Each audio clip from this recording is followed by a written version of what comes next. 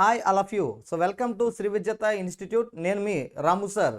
ఇవాళ మన కాన్సెప్ట్ వచ్చి జాతీయ పార్కులు.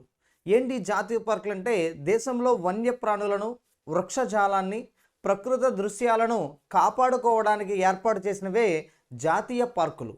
అది జాతీయ పార్కుల మీద ప్రధాన అధికారాలు ఎవరికి ఉన్నాయంటే రాష్ట్ర ప్రభుత్వాలకు ఉన్నాయి. కొంతమేర కేంద్ర ప్రభుత్వానికి కూడా అధికారాలు కలిగి ఉన్నాయి.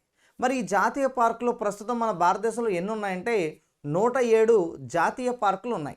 107 జాతీయ పార్కుల్లో మనకి మొట్టమొదటి జాతీయ పార్కు ఎప్పుడు ఏర్పాటు చేశారంటే 1936లో హేలీ అనే పేరుతో ఉత్తరాఖండ్ రాష్ట్రంలో ఏర్పాటు చేశారు. అయితే ఆ యొక్క హేలీ జాతీయ పార్కుకి 1954లో రామ్గంగా నేషనల్ పార్క్ అని పేరు మార్చారు. 1955లో జిమ్ కార్బెట్ నేషనల్ పార్కుగా కూడా పేరు మార్చడం జరిగింది. అయితే మొట్టమొదటిది హేలీ నేషనల్ పార్క్ అయితే ప్రస్తుతం 107 జాతీయ పార్కులు ఉన్నాయి. 107వ జాతీయ పార్కు మనకి సిమ్లీపాల్ నేషనల్ పార్క్ ఎక్కడుందంటే ఒడిస్సాలో ఉంది. మరి 106వ నేషనల్ పార్క్ ఏదంటే రైమోనో నేషనల్ పార్క్ ఎక్కడుందంటే అస్సాంలో ఉంది.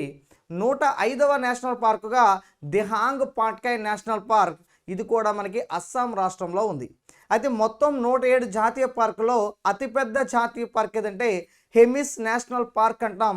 ఇది లడఖ్లో 4400 చదరపు కిలోమీటర్ విస్తీర్ణాన్ని కలిగి ఉంది.